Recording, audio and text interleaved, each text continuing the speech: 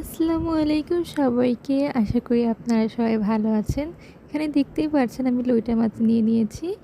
তারই মধ্যে আমি পেঁয়াজ আর কাঁচামরিচ এখানে ভেজে নিচ্ছি। তারপর আমি এক এক করে মশলা দিয়ে নিচ্ছি এখানে। আজকে আমি বানাচ্ছি লইটা মাছের ঝুরা।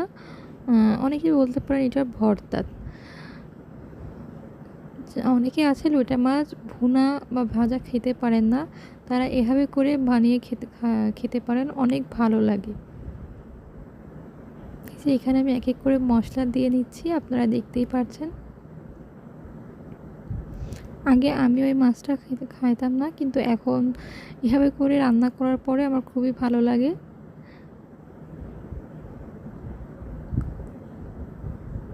এই যে এভাবে করে মশলা কষাতে হবে।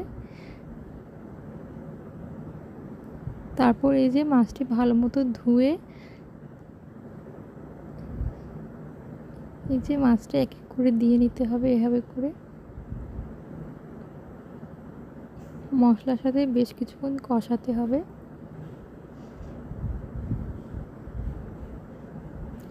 আপনারা কিভাবে লইটা মাছের ভর্তা বা ঝুরা রান্না করেন অবশ্যই আমাকে কমেন্টসে জানাবেন।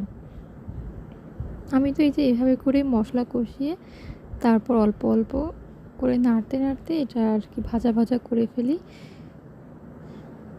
এই যে তারপর আমি কড়াই থেকে ফ্রাই প্যানে নামিয়ে নিলাম, কারণ হচ্ছে এটা লেগে লেগে যাচ্ছিলো। আর ফ্রাই প্যানে হয় কি এটা লাগবে না, এটা আর কি এরকম ভাজা ভাজা হয়ে যাবে। এই যে তারপর আমি এখানে ধনিয়া পাতা দিয়ে যে পরিবেশন